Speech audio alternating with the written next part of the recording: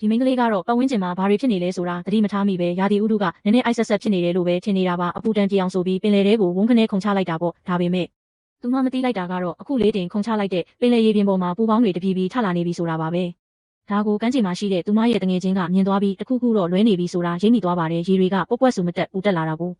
တငယ်ချင်းဖြစ်သူကကြောက်လန့်တကြားနဲ့လန့်အော်ခေါ်ပေမဲ့နောက်ကျသွားခဲ့ပါပြီမိန်းကလေးဟာဘာအသက်ရှူတမ်းမှမရှိတော့ပဲရေပေါ်မှာငြိမ်သက်စွာမျောပါသွားခဲ့ရပါတယ်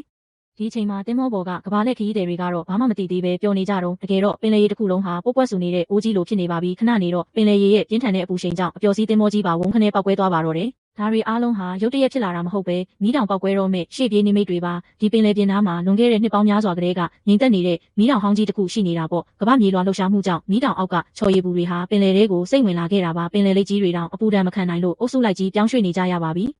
ဒါပေမဲ့ဒီကျွန်းကိုအပန်းဖြေဖို့ရောက်လာတဲ့မိသားစု၄ယောက်ကတော့ဒါတွေကိုဘာမှမသိရှာဘူးပျော်ပျော်ပါးပါးလဲပတ်နေတော့မှပဲကဘာပြက်မဲ့အရေးနဲ့ရင်ဆိုင်လိုက်ရပါတယ်မြင်းကလင်းတွေတရဆက်လှုပ်ခတ်လာပြီးမလန်းမကန်းကမီးတောင်ကြီးစီကနေမှုပွင့်ပုံစံမီးခိုးလုံးကြီးတွေအလိမ့်လိုက်တက်လာတာကိုမြင်လိုက်ရတဲ့အချိန်မှာတော့အားလုံးစွန့်သွားကြရပါတော့တယ်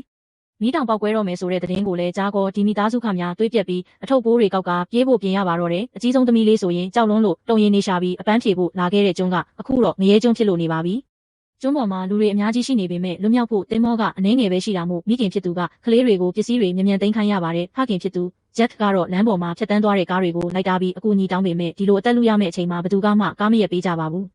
အချိန်ကြာရင်တေဖို့ပဲရှိတာမို့ဂျက်တယောက်လမ်းဘေးမှာရပ်ထားတဲ့ကားကြီးတစ်စီးကိုတွေ့တာနဲ့ဘာမှစဉ်းစားမနေတော့ပဲသူ့မိသားစုကိုကားပေါ်တင်သူများကားကိုမောင်းပြေးရပါတော့တယ်ဒါပေမဲ့ကားပိုင်ရှင်ဒေသခံတွေကတနက်တွေတုပ်တွေနဲ့မစုံမနစ်လိုက်လံတိုက်ခိုက်ကြလို့စိတ်ခံတရားကိုရောက်တဲ့အထိအသက်လူရုန်းကန်ခဲ့ရပါတယ်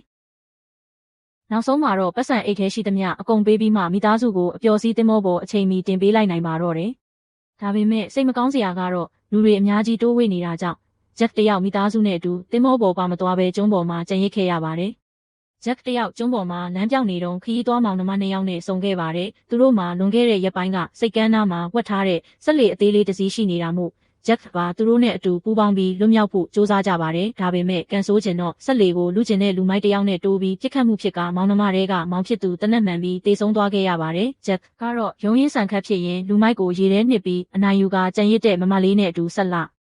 အေးနဲ့မောင်းထွက်ခဲ့နိုင်ပါတယ်။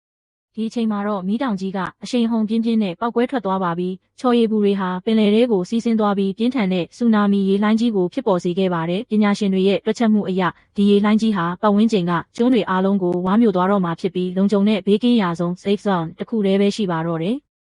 ဖုန်းထဲကိုဘေးကင်းရာဆုံးရဲ့ဒီနေရာသတင်းစကားဝင်လာတဲ့အချိန်မှာတော့ဂျက်တို့ဆက်လေလေးဟာပေယာချီမြင့်တဲ့ရေလိုင်းကြီးတွေကြားထဲမှာအသက်လူမောင်းနေရပါပြီရေလိုင်းကြီးတွေရဲ့ညှက်ပိတ်တိုက်ခိုက်မှုကိုတီတီလေးရှောင်ကွင်းပြီးနောက်ဆုံးမှာတော့သူတို့2ယောက်ဟာဘေးကင်းရာဆုံးကြောက်ဆောင်တွေကြားထဲကိုအောင်မြင်စွာရောက်ရှိသွားခဲ့ပါတယ်